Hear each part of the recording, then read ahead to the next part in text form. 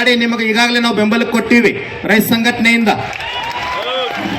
ನಿಮಗೆ ಒಂದು ವಿನಂತಿ ಮಾಡಿಕೊಳ್ತೀನಿ, ನೇಮಕ ಆದ್ರೆ ಪಗಾರ ತಗೊಂಡ್ರ ನೀವೆಲ್ಲರೂ ಕೂಡ ಒಕ್ಕಟ್ಟಾಗೆ ತಗೋಬೇಕು, ಇಲ್ಲಾಂದ್ರೆ ವಾಪಸ್ ಮನೆ ಹೋಗೋ ವಿಚಾರ ಇರಬೇಕಾರೆ ನಾವು ಒಳಗ ಹೊರಗ ಇಂಥ ಭಾವನೆ ಯಾರಿಗೆ ಬರಬಾರ್ದು. ಯಾಕಂತಂದ್ರ ರಾಜಕಾರಣ ಆಗಲಿ ಅಧಿಕಾರ ಆಗಲಿ ಬಹಳ ವಿಶೇಷ ಅದ. ಇದ ಒಂದು ವೇದಿಕೆ ಮ್ಯಾಗ ಸಾಮಾನ್ಯವಾಗಿ ಹೇಳ್ತೀನಿ, ಹೆಂಗ ಮಾತು ಬದಲಾವಣೆ ಆಗ್ತದ ಅಂತಂದ್ರ ಸನ್ಮಾನ್ಯ ಸಿದ್ದರಾಮಯ್ಯನವ್ರು ನೀವು ಹೋರಾಟ ಮಾಡ್ತಕ್ಕಂಥ ಸಂದರ್ಭದೊಳಗ ವಿರೋಧ ಪಕ್ಷ ನಾಯಕರಿದ್ದಾಗ ಅವರು ಕೂಡ ಬಂದು ಬೆಂಬಲ ಕೊಟ್ಟಾರ, ಅಧಿಕಾರ ಇರಲಿಲ್ಲ. ಭಾರ್ಗವ್ ಸರ್ ಯಾವಾಗ ಅಧಿಕಾರ ಬತ್ತು ನಿಮ್ಮನ್ನು ಮರೆತರು. ಅದಕ್ಕಾಗಿ ರಾಜಕಾರಣಿಗಳಿಗೆ ಎಷ್ಟು ಗೌರವ ಕೊಡಬೇಕಂತಂದ್ರ ನಿನ್ನೆ ಇದ ವೇದಿಕೆ ಮ್ಯಾಗ ಹೇಳಿ, ನಾನು ಈ ಕನ್ನಡ ನಾಡಿನೊಳಗ 31 ಜಿಲ್ಲೆಗಳಿಂದ ವಿಧಾನಸೌಧಕ್ಕೆ ನಮಗೆ ನಿರಂತರವಾಗಿ ಬರ್ಲಿಕ್ಕೆ ಆಗೋದಿಲ್ಲ ಅಂತೇಳಿ 3 ಲಕ್ಷ ಪಗಾರ ಕೊಟ್ಟ ಅಗದಿ ಪರಿಶುದ್ಧವಾಗಿರ್ತಕ್ಕಂಥ ಒಂದು ಚಾಕರಿ ಆಳಿಟ್ಟಿವಿ, ಅವನ MLA. ಅದಕ್ಕಾಗಿ ಅವ್ರಿಗೆ ಗೌರವ ಕೊಡ್ತಕ್ಕಂಥದ್ದು. ಪರವಾನಗಿ ಭೂಮಾಪಕರಿಗೆ ಸರ್ಕಾರದಿಂದ ಸಿಗಬೇಕಾಗಿರ್ತಕ್ಕಂಥ ಸಂಪೂರ್ಣ ನ್ಯಾಯ ಸಿಗುವವರೆಗೂ 31 ಜಿಲ್ಲೆಗಳ ರೈತ ಸಂಘದ ಮುಖಂಡರು ನಿಮ್ಮ ಜೊತೆ ಯಾವತ್ತೂ ಇರ್ತಾರ. ನೀವು ಎಷ್ಟು ಜನ ಸೇರ್ತೀರಿ ಅಂತ ಗೊತ್ತಿದ್ರೆ ಇಲ್ಲಿ ಹೋರಾಟ ಮಾಡ್ತಿದ್ದಿಲ್ಲ, ನಮ್ಮದು ಬೇರೆನೇ ಇತ್ತು. ಮೊದಲು ಇಲ್ಲ, ಹಂಗಿರಂಗಿಲ್ಲ. ಎಷ್ಟು ಸಂಖ್ಯೆ ಸೇರ್ತಿತ್ತಂದ್ರೆ ವಿಧಾನಸೌಧ ಮುತ್ತಿಗೆ ಅಂದಿದ್ದವರು DK ಶಿವಕುಮಾರ್ ಅವ್ರು ದಾರ್ಯಾಗ ಬರ್ತಿದ್ರು. ನಾವು ಮಾನ್ಯ ಬರೇ 30 ಜನ ಇದ್ದೀವಿ ರೈತ ಸಂಘ ಮುಖಂಡರು. ಬರೇ DK ಶಿವಕುಮಾರ್ ಅವ್ರ ಮನೆಗೆ ಹೋದಾಗ 3 ನಿಮಿಷ ಮಾತಾಡಿ ವಾಪಸ್ ಹೊಂಟಿದ್ರು. ಅಧಿಕೃತವಾಗಿ ಇದೆಲ್ಲ ನಡೆದದ್ದು ಹೇಳಕತ್ತಿನ. 30 ನಿಮಿಷ ಚರ್ಚೆ ಅದ. 2,86,000 ಹುದ್ದೆಗಳ ಖಾಲಿ ಅದಾವಲ್ಲ ರಾಜ್ಯದೊಳಗೆ, ಅದರ ಬದಲು ಮೀಟಿಂಗ್ ಮಾಡ್ಲಿಕ್ಕೆ ಬಂದಿದ್ದೀವಿ. 3 ನಿಮಿಷ ಮಾತಾಡಿ ಹೊಂಟಿದ್ರು ಪುಣ್ಯಾತ್ಮ. ನಾ ಹೇಳಿದೆ ಅವ್ರಿವ್ರ ಸಂಘಟನೆಯೊಳಗೆ ನಮ್ಮ ಪದ್ಧತಿ ನಡೆಯಂಗಿಲ್ಲ, ಅರ್ಧ ತಾಸು ಮೀಟಿಂಗ್ ಆಗಲೇಬೇಕಂತೇಳಿ DK ಶಿವಕುಮಾರ್ ಅವ್ರಿಗೆ ಹೇಳಿದಾಗ, ಅವಾಗ ಆಗೋದಿಲ್ಲ ಅಂತ ಹೇಳಿದಾಗ ಧಾರವಾಡ ಜಿಲ್ಲೆಯ DC ಮತ್ತು ಕಮಿಷನರ್ಗೆ ನಾನು ನೇರವಾಗಿ ಸಿಟ್ಟಿಗೆ ಬಂದಾಗ 2 ಜನ KS ಮತ್ತು IAS ಅಧಿಕಾರಿಗಳು ಈ ರಾಜ್ಯದ ಮುಖ್ಯಮಂತ್ರಿ ಹೇಳ್ತಾ ಇದ್ರು, ಅಲ್ಲೇ ನಿಂತಿದ್ದಾನ. ಸರ್, ಗುರೂಜಿ ಅಂದ್ರೆ ಸಾಮಾನ್ಯ ತಿಳಿಬೇಡ್ರಿ, ಸರ್ಕಾರಕ್ಕೆ ಧಕ್ಕಿ ತರ್ತಾರ, ಮೀಟಿಂಗ್ ಮಾಡ್ರಿ ಅಂದ್ರು. ಭಾರ್ಗವ್ ಸರ್, ನಿಮ್ಮ ಕಮಿಷನರ್ ಬರ್ತಾರ, ನಿಮ್ಮದು ಏನೋ ಅದ 2,600, 40,000, 60,000 ಪೇಮೆಂಟ್, ಅದೆಲ್ಲ ದಾಖಲೆ ಆಮೇಲೆ ಮಾತಾಡ್ತೀನಿ, ಈಗ ಬೇಡ. ಏನದ ಅಂತಂದ್ರ ಈಗ ಅಕಸ್ಮಾತ್ ಇಲ್ಲಿ ನಿಮಗೆ ನ್ಯಾಯ ಸಿಗ್ತದ. ಸಿಗ್ಲಿಕ್ಕಂದ್ರೆ ಒಂದು ಗಟ್ಟಿ ಮಾತನ್ನು ನಾನು ಕೊಡ್ತೀನಿ.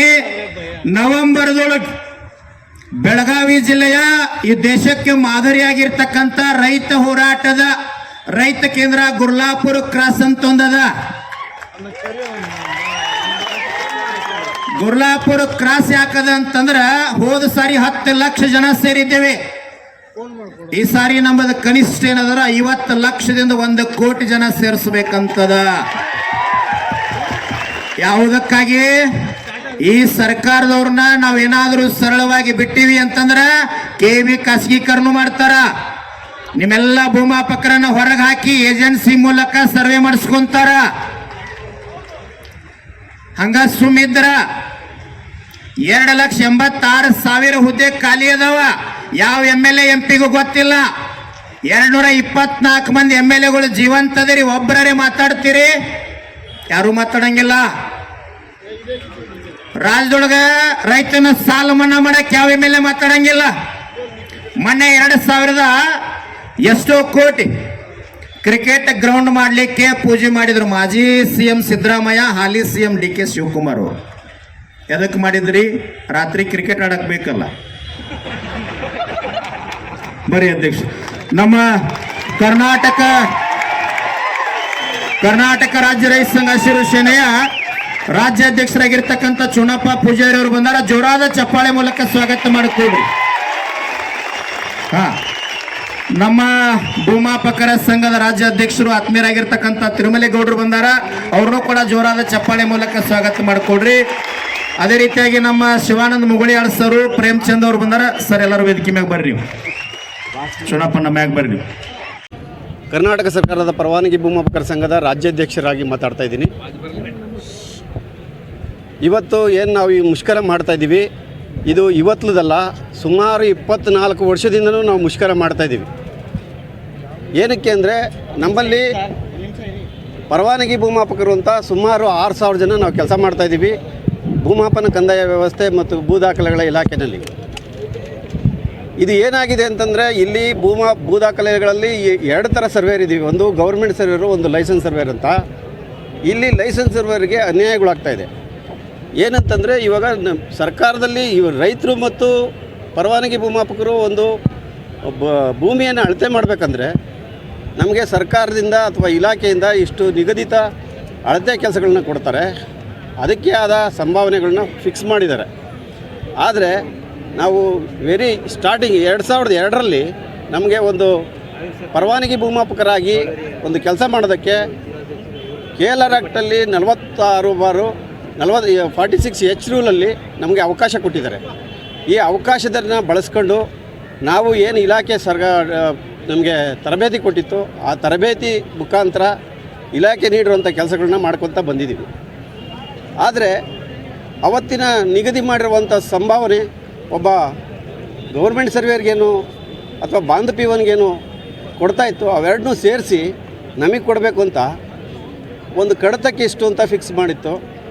ಅದು ಕಾಲಕ್ರಮೇಣ ಅದು ಒಂದು ಎಲ್ಲೋ ಒಂದು ಕಡೆ ತಿರುಚಿ ಅದನ್ನು ನಮಗೆ ಸಂಭಾವನೆಯಲ್ಲಿ ತಾರತಮ್ಯ ಬರೋ ಥರ ಮಾಡಿದ್ದಾರೆ. ಇದು ಗೌರ್ಮೆಂಟ್ ಸರ್ವೇರ್ಗಳಿಗಾದರೆ ಆಯಾ ಟೈಮ್ಗೆ ಅದನ್ನು ವೇತನ ಪರಿಷ್ಕರಣೆ ಅದು ಇದು ಅಂತ ಮಾಡ್ತಾ ಇರ್ತಾರೆ.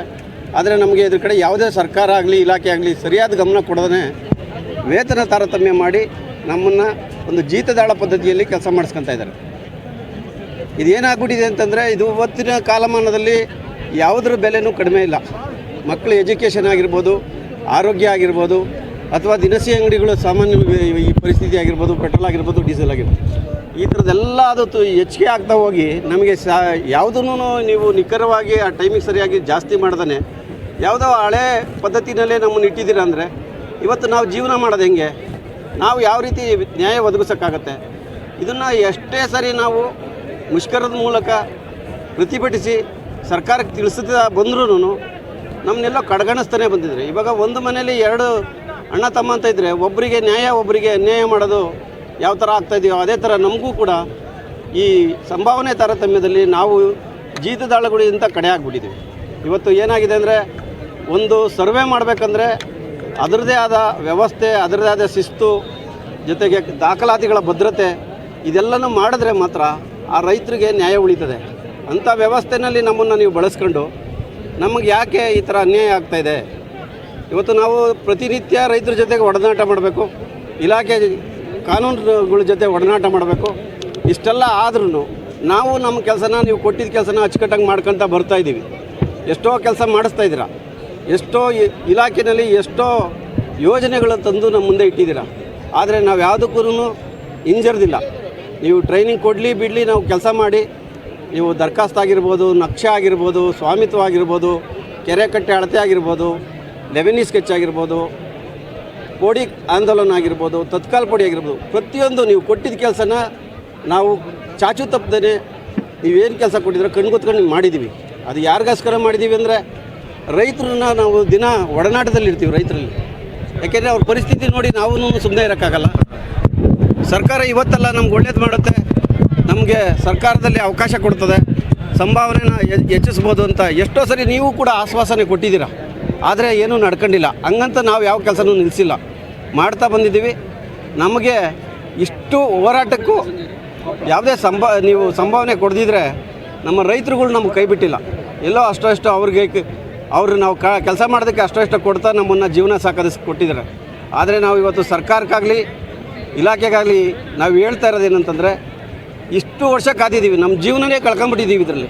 ಅವತ್ತು ನಮ್ಗೆ ಏನೋ ಒಂದು ಕಲ್ಪನೆ ಇತ್ತು, ಏನೋ ಒಂದು ನಮಗೆ ಇಲಾಖೆಯಲ್ಲಿ ತಗೊಂಡಿದ್ದಾರೆ, ನಮ್ಮದೇ ಆದ ವಿಧದಲ್ಲಿ ನಾವು ಕೊಟ್ಟಿರೋಂಥ ತರಬೇತಿನಲ್ಲಿ ಇಡೀ ರಾಜ್ಯಾದ್ಯಂತ ಸರ್ವೆ ಮಾಡಿ ಈ ರೀಸರ್ವೆ ಅನ್ನೋದು ಒಂದು ಪ್ರಾಜೆಕ್ಟ್ ಇದೆ, ಅದನ್ನು ಮಾಡ್ಬೋದು. ಅಥವಾ ಇತರೆ ನಿಗಮ ಮಂಡಳಿಗಳ ಕೆಲಸಗಳಿದ್ದಾವೆ, ಈ ಥರ ಇದೆ, ಏನೇನೋ ನಮ್ಮ ಕಲ್ಪನೆಗಳಿತ್ತು. ಆದರೆ ಇವತ್ತು ಏನಿದ್ರು ಏಜ್ ಕಳ್ಕೊಂಬಿಟ್ಟಿದ್ದೀವಿ. ಯಾಕೆಂದರೆ ನಮಗೆ ಕೆಲಸ ಮಾಡೋರಿಗೆ ಇಲ್ಲಿ ನೀವು ಬೇಕಾಗಿಲ್ಲ, ನಿಮಗೆ ಕೆಲಸ ಮಾಡೋಕ್ಕೆ ಆಸೆ ಇದೆ, ಆದರೆ ವ್ಯವಸ್ಥೆ ಇಲ್ಲ. ನಾವು ಬರೀ ಕೈಯಲ್ಲಿ ಕೆಲಸ ಮಾಡೋಕ್ಕಾಗಲ್ಲ. ಇವಾಗ ಏನದು ಸರ್ಕಾರಕ್ಕೆ ದುಡ್ಡಿನ ಅವಶ್ಯಕತೆ ಇಲ್ಲ, ಯಾಕೆಂದರೆ ರೈತರು ದುಡ್ಡು ಕಟ್ತಾ ಇದ್ದಾರೆ. ಆ ರೈತರದ್ದು ಕೊಟ್ಟಿರೋ ದುಡ್ಡಲ್ಲೇ ನಮ್ಮ ಜೀವನ ಏನಾಯ್ತು ನೋಡಿ ಕಣ್ಣಾಡಿಸಿ. ಯಾಕೆಂದರೆ ಇಲ್ಲಿ ಏನಾಗಿದೆ ಅಂದರೆ ಸಾಮಾನ್ಯವಾಗಿ ನೋಡಿದ್ರೆ ಸರ್ವೇಯರ್ ಅಂದರೆ ಎಲ್ಲ ಗೌರ್ಮೆಂಟ್ ಸರ್ವೇಯರ್ ಅಂತಲೇ ತಿಳ್ಕೊತಾರೆ. ಇರಲಿ, ಯಾಕೆಂದರೆ ನಾವು ಗೌರ್ಮೆಂಟ್ ಥರನೇ ಕೆಲಸ ಮಾಡ್ತಾಯಿದ್ದೀವಿ. ಗೌರ್ಮೆಂಟು ಅದೇ ಥರ ಕೆಲಸ ಕೊಟ್ಟಿದೆ. ಈ ಪರವಾನಗಿ ಭೂಮಾಪಕರಿಗೆ ಒಂಥರ, ಗೌರ್ಮೆಂಟ್ ಸರ್ವೇರ್ಗೆ ಒಂಥರ ಕೊಟ್ಟಿಲ್ಲ. ಇಬ್ಬರಿಗೂ ಸರಿಸಮನಾದ ಕೆಲಸ ಕೊಟ್ಟಿರೋದ್ರಿಂದ ಸರಿಸಮವಾಗಿ ಕೆಲಸ ಮಾಡ್ತಾಯಿದ್ದೀವಿ. ನಮ್ಮದೊಂದೇ ಬೇಡಿಕೆ, ಸಂಭಾವನೆ ತಾರತಮ್ಯ ಇದೆ, ಅದನ್ನು ಸರಿ ಮಾಡಿಕೊಡಿ. ಇನ್ನೂ ಕಾನೂನಲ್ಲಿ ನಮಗೆ ಒಂದು ಬಾರಿ ವಿಶೇಷ ನೇಮಕಾತಿ ಅಡಿಯಲ್ಲಿ ಸರ್ಕಾರಕ್ಕೆ ಇಷ್ಟು ದಿನ ಕಾದಿದ್ದೀವಿ. ಸರ್ಕಾರಕ್ಕಾಗಲಿ ಯಾವುದಕ್ಕೆ ಆಗಲಿ ನಾವು ಹೇಳೋದೇನಂತಂದರೆ ಈ ಹೋರಾಟದಲ್ಲಿ ಇದು ಅಂತ್ಯ ಆಗಬೇಕು. ಈ ಅಂತ್ಯ ಆಗಲಿಲ್ಲ ಅಂತಂದರೆ ನೀವು ನಮ್ಮನ್ನು ಗುಂಡಿಟ್ಟು ಸುಡಿ, ನಾವೇನು ಕೇರ್ ಮಾಡಲ್ಲ. ಯಾಕೆಂದರೆ ನಮ್ಮಿಂದೆ ನಮ್ಮ ಭಗವಂತ ಅದರ ರೈತರಿದ್ದಾರೆ, ನಾವು ರೈತರನ್ನೇ ಕೇಳ್ಕೊತೀವಿ. ಯಾಕೆಂದರೆ ರೈತರಿಗೋಸ್ಕರ ದುಡ್ದಿದ್ದೀವಿ, ರೈತರು ದುಡ್ಡು ಕಟ್ಟಿರೋದ್ರಲ್ಲಿ ನಮಗೆ ದುಡ್ಡು ಹಂಚಿದ್ದಾರೆ. ಆದರೆ ಸರ್ಕಾರ ಏನು ಮಾಡ್ತಾಯಿದೆ ಇದನ್ನು ನಾವು ಕೇಳಬೇಕಾಗಿದೆ. ಇನ್ನು ಇದು ಉಗ್ರ ಹೋರಾಟ ಆಗುತ್ತೆ. ಈಗ ಆಲ್ರೆಡಿ ನಾವು 4 ತಿಂಗಳಿಂದ ಬೇಸತ್ತು ಬಿಟ್ಟಿದ್ದೀವಿ. ನಮ್ಮ ಸಂಸಾರಗಳು ಸಾಕಾಗದಿರೋ ಪರಿಸ್ಥಿತಿ ಬಂದಿದ್ವಿ. ಜೊತೆಗೆ ನಮ್ಮ ರೈತರುಗಳು ಕಷ್ಟಪಡ್ತಾ ಇರೋದು ನಮ್ಮಿಂದನೂ ನೋಡೋಕ್ಕಾಗ್ತಾಯಿಲ್ಲ. ಯಾಕೆಂದರೆ ನಾವೇನೋ ನಮ್ಮ ಕಷ್ಟಕ್ಕೆ ಹೋರಾಡ್ತಾ ಇದ್ದೀವಿ, ಆದರೆ ಅವ್ರಿಗೆ ನಮ್ಮ 4ರಷ್ಟು ಕಷ್ಟ ಆಗ್ತಾಯಿದೆ. ಪ್ರತಿದಿನ ಒಡನಾಟ ಮಾಡ್ಕೊತಾ ಇರೋದಕ್ಕೆ ಅವ್ರ ಕಷ್ಟಗಳು ನಾವು ನೋಡೋಕ್ಕಾಗ್ತಿಲ್ಲ. ಸಾಲ ಮಾಡಿರೋರಿದ್ದಾರೆ, ಜಮೀನು ಮಾರಿರೋದಿದ್ದಾರೆ, ಅವ್ರಿಗೆ ಸ್ಕೆಚ್ ಮಾಡೋಕ್ಕಾಗ್ತಾ ಇಲ್ವಲ್ಲ ಅನ್ನೋದು ನಮಗೂ ನೋವಿದೆ. ಆದ್ದರಿಂದ ದಯಮಾಡಿ ಈ ಮೂಲಕ ಹೇಳೋದೇನೆಂದರೆ, ನಮ್ಮ ಇಷ್ಟು ಜನ ಏನಂತ ಏನಿಲ್ಲ, ಇದೇನು 4-5 ಸಾವಿರ ಜನ, ಇಷ್ಟು ಸರ್ಕಾರ ಒಂದು 4-5 ಸಾವಿರ ಜನಕ್ಕೆ ಸರ್ಕಾರ ಕೆಲಸ ಕೊಡೋಂಥ ವಿಚಾರ ಏನು ದೊಡ್ಡದಿರಲ್ಲ. ಹಂಗಾಗಿ ನಮ್ಮ ಕಷ್ಟ ಸುಖನ ಕಣ್ಣಲ್ಲಿ ನೋಡಿ ಏನಿದೆ ಅಂತ ಪರೀಕ್ಷೆ ಮಾಡಿ ನಮ್ಮನ್ನು ಒಂದು ವ್ಯವಸ್ಥೆಯಲ್ಲಿ ಕೆಲಸ ಮಾಡೋಕ್ಕೆ ಅವಕಾಶ ಮಾಡಿಕೊಟ್ಟು ನಮ್ಮ ದೇವರಾಗಿರೋಂಥ ರೈತರುಗಳು ಕೆಲಸ ಮಾಡಿಕೊಡೋದಕ್ಕೆ ಅವಕಾಶ ಮಾಡಿಕೊಡಿ ಅಂತ ಈ ನಿಟ್ಟಲ್ಲಿ ನಾನು ಕೇಳ್ಕೊತೀನಿ. ಸರ್, ಇವತ್ತು ಕರ್ನಾಟಕ ರಾಜ್ಯ ರೈತ ಸಂಘ ಹಸಿರು ಸೇನೆಯ ರಾಜ್ಯಾಧ್ಯಕ್ಷರಾಗಿರ್ತಕ್ಕಂಥ ಚುನಪ್ಪ ಪೂಜಾರಿ ಅವರು, ಭೂಮಾಪಕರ ಸಂಘದ ಅಧ್ಯಕ್ಷರಾಗಿರ್ತಕ್ಕಂಥ ತಿರುಮಲೇಶ್ವರ ಗೌಡರ ನೇತೃತ್ವದಲ್ಲಿ ಫ್ರೀಡಂ ಪಾರ್ಕ್ನಲ್ಲಿ ಬೃಹತ್ ಪ್ರಮಾಣದ ಹೋರಾಟವನ್ನು ಹಮ್ಮಿಕೊಳ್ಳಲಾಗಿದ್ದು, ಸಾಮಾನ್ಯವಾಗಿ ಪ್ರಾಚೀನ ಕಾಲದಿಂದ ಜೀತದಾಳ ಮುಕ್ತ ಪದ್ಧತಿ ಅಂತ ಸರ್ಕಾರ ಹೇಳ್ಕೊಂತ ಬಂದದ. ಕನಿಷ್ಠ ಅದಕ್ಕೆ ಏನು ಸೇವೆಯನ್ನು ಮಾಡ್ತಾರೆ ಕೆಲಸಕ್ಕೆ, ಕನಿಷ್ಠ ವೇತನವನ್ನು ಮಾಡಬೇಕಾಗ್ತದೆ. ಅದೇ ರೀತಿಯಾಗಿ ಒಂದು ಸಾಮಾನ್ಯ ಉದಾಹರಣೆಯನ್ನು ಕೊಡ್ತೀನಿ. ಒಂದು ಸರ್ವೆಯನ್ನು ಮಾಡಿರ್ತಕ್ಕಂಥದ್ದನ್ನು ADLR ಮುಖಾಂತರ ಕ್ಯಾನ್ಸಲ್ ಆಯಿತು ಅಂದರೆ 360 ರೂಪಾಯಿ ಸಹಿತ ಒಬ್ಬ ಸರ್ವೇರಿಗೆ ಸಿಗೋಂಗಿಲ್ಲ. ಮತ್ತು ಎಲೆಕ್ಷನ್ ಡ್ಯೂಟಿಗೆ ಬಳಕೆ ಮಾಡ್ಕೊತಾರೆ. 20-25 ವರ್ಷಗಳಿಂದ ನಿರಂತರವಾಗಿ ನಿಸ್ವಾರ್ಥ ಸೇವೆ ಮಾಡ್ತಾ ಇದ್ದಾರೆ, ರೈತ ಕೊಟ್ಟಿರ್ತಕ್ಕಂಥ ಹಣ ತೊಗೊಂಡು. ಅದಕ್ಕೆ ನಾನು ಸರ್ಕಾರಕ್ಕೆ ವಿನಂತಿ ಮಾಡ್ಕೊಳ್ತೀನಿ. ಮಾಜಿ ಮುಖ್ಯಮಂತ್ರಿಗಳಾಗಿರ್ತಕ್ಕಂಥ ಸಿದ್ದರಾಮಯ್ಯ ಸಾಹೇಬರು ಒಂದು ಸಾರಿ ಹೇಳಿದರು ವೇದಿಕೆ ಮ್ಯಾಗ, ಇವ್ರನ್ನ ವಿಶೇಷ ನೇಮಕಾತಿ ಮೂಲಕ ಮಾಡ್ಕೋಬೋದು ಅಂತ ಹೇಳಿದರು.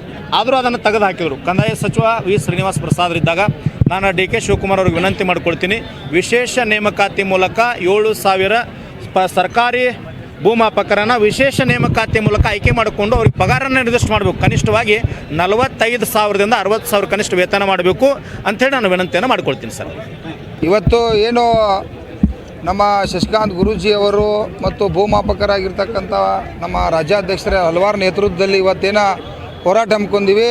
ಸುಮಾರು 23 ವರ್ಷದಿಂದ ಇವತ್ತು ಸೇವೆಯನ್ನು ಸಲ್ಲಿಸಿದ್ದರು, ರೈತರ ಪರವಾಗಿ ಸಲ್ಲಿಸಿದ್ದರು. ಈ ಸರ್ಕಾರ ಇಲ್ಲಿವರೆಗೆ ಇವ್ರಿಗೊಂದು ರೂಪಾಯಿ ಕೂಡ ಪಗಾರ ಕೊಟ್ಟಿಲ್ಲ.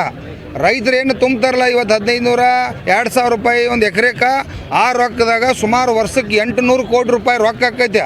ಅದರೊಳಗಿಂದ ಬರೀ 5-7 ಕೋಟಿ ರೂಪಾಯಿ ಹಣ ಕೊಟ್ಕೋತ ಬಂದಿರತಕ್ಕಂಥ ಈ ದರಿದ್ರ ಸರ್ಕಾರ ಇಲ್ಲಿವರೆಗೆ ಮೋಸ ಮಾಡೈತಿ. ಆ ಕಾರಣಕ್ಕಾಗಿ ಇವತ್ತು ಅವರ 5-6 ತಿಂಗಳಿಂದ ನಮಗೆ ಕಾಯಂಗೊಳಿಸ್ಬೇಕು, ನಮಗೆ ಪೇಮೆಂಟ್ ಫಿಕ್ಸ್ ಮಾಡಬೇಕು ಅಂತೇಳಿ ಇವತ್ತು ಅವ್ರು ಹೊರಗಿರ ಅಂದರೆ 20 ಲಕ್ಷ ಅರ್ಜಿಗಳ ಇಲ್ಲಿವರೆಗೆ 5 ತಿಂಗಳದಾಗ 400 ಕೋಟಿ ರೂಪಾಯಿ ಹಣ ಇವತ್ತು ರೈತರ ಹಣ ತುಂಬಿ ಇಲ್ಲಿವರೆಗೆ ಸರ್ವೆ ಆಗಿಲ್ಲ. ಕಂದಾಯ ಮಂತ್ರಿ ಸತ್ತಾರೋ, ರಾಜ್ಯದ ಮುಖ್ಯಮಂತ್ರಿ ಸತ್ತಾರೋ, ಇಲ್ಲಿವರೆಗೆ ಅವ್ರನ್ನ ಕಾಯಂಗೊಳಿಸ್ಕೊಂಡು ಅವ್ರು ಮಾಡಿರಪ್ಪ ಅಂದ್ರೆ ಇವತ್ತು ನಾವು ಸರ್ವೆ ಆಗಲ್ದಾರಕ್ಕೆ ಖರೀದಿ ಮಾಡಬೇಕಾಗೈತಿ, ವಾಟ್ನಿ ಮಾಡಬೇಕಾಗೈತಿ. ಸಾಕಷ್ಟು ಹಳ್ಳಿ ಒಳಗೆ ಗಲಾಟೆಯಾಗಿ ಕೇಸ್ ಆಗತ್ತವ. ನೀವೇನು ದನ ಕಾಯಕ್ಕಾಗಿ ಸರ್ಕಾರ ನಡೆಸತ್ತೀರಿ? ತಕ್ಷಣ ಇವತ್ತು ನೇಮಕ ಮಾಡ್ಕೋಬೇಕು. ನೀವೇನಾದ್ರು ಇವ್ರ ನೇಮಕ ಮಾಡ್ಕೊಂಡು ಇವರೆಲ್ಲ ಸವಲತ್ತುಗಳಿಗೆ ಅವರೆಲ್ಲ ಬಗೆಹರಿಸ್ಬೇಕು. ನಾಳಿಂದ ಸರ್ವೆ ಪ್ರಾರಂಭ ಆಗ್ಬೇಕು. ಆಗದೆ ಹೋದ್ರೆ ಇವತ್ತೇನಾದ್ರು ರಾಜ್ಯದ ಮುಖ್ಯಮಂತ್ರಿ, ಕಂದಾಯ ಮಂತ್ರಿ ಬಂದು ಈ ಸಮಸ್ಯೆ ಬಗೆಹರಿಸದೆ ಹೋದ್ರೆ ಇವತ್ತು ನಾವು ವಿಧಾನಸೌಧಕ್ಕೂ ಬರ್ತು, ಗುಂಡು ಹಾಕ್ಸ್ಕೊಳ್ಳೋಕ್ಕೂ ಗಟ್ಟದು, ಜೈಲಿಗೆ ಹೋಗೋಕ್ಕೂ ಗಟ್ಟದು. ಅದಕ್ಕೆ ರಾಜ್ಯದ ಮುಖ್ಯಮಂತ್ರಿ ಎಚ್ಚೆತ್ತು ಈ ರೈತರನ್ನ ಮತ್ತು ಈ ಭೂಮಾಪಕರನ್ನ ಗೌರವಿಸ್ಬೇಕಿಲ್ಲಿ. ಭೂಮಾಪಕರದ ಅಷ್ಟೇ ಪಾತ್ರ ಇಲ್ಲ, ರೈತರು ಕೂಡ ಬೀದಿಗೆ ಬಂದಾರಿಲ್ಲ. ನೀವೇ ನಿಮ್ಮ ಅಪ್ಪನ ಮಣಿತರ ಕೊಡತ್ತೀರಿ. 800 ಕೋಟಿ ರೂಪಾಯಿ ನಮ್ಮ ವರ್ಷಕ್ಕೆ ಹಣ ಬರ್ತೈತೆ. ಅದ್ರೊಳಗೊಂದು 200 ರೂಪಾಯಿ ಕೋಟಿ ಕೊಟ್ರಿಪ್ಪ ಅಂದ್ರೆ ತಿಂಗಳ ಒಂದು 50,000 ರೂಪಾಯಿ ಅವ್ರು ಪೇಮೆಂಟ್ ಫಿಕ್ಸ್ ಮಾಡಿರಿ. ಏನ್ರೋ ಅವ್ರನ್ನ ಬೇಕಾರಿ ಮಾಡಿದಿರಿ? ನಿಮ್ಗೇನು ಬೇಕು ಉಪಯೋಗ ತೊಗೊಂಡು ಸರ್ಕಾರಕ್ಕೆ ಲಾಭ ತೊಗೊಂಡು ಏನಿದೆ ನಿಮ್ದು? ಜಿ ಪರಮೇಶ್ವರ್ ಸಾಹೇಬ್ರೆ ನಿಮ್ಮ ಮೇಲೆ ಹೊಸದಾಗಿ ಬಂದ್ರಿ, ಗೌರವತೆ ನಮ್ಮ ಕೈಲೇ ಬೇಸ್ಕೋಬೇಡ್ರಿ. ನಾವೆಲ್ಲದಕ್ಕೂ ಗಟ್ಟಿಯಾಗಿ ಬಂದು ಇವತ್ತು ಭೂಮಾಪಕರನ್ನ ಕಾಯಂಗೊಳಿಸೋದು ನಕ್ಕಿನ ನಾಳಿಂದ ಸರ್ವೆ ಆಗೋದು ನಕ್ಕಿನ ಇಲ್ಲಾಂದ್ರೆ ನಿಮ್ಮ ಸರ್ಕಾರಕ್ಕೆ ಧಕ್ಕೆ ಬರ್ತಕ್ಕಂಥದ್ದು ಆಕ್ಕೈತೆ ಅನ್ನೋ ಅಂತ ಎಚ್ಚರಿಕೆ ಕೊಡ್ತಾ ಇದ್ದೀವಿ.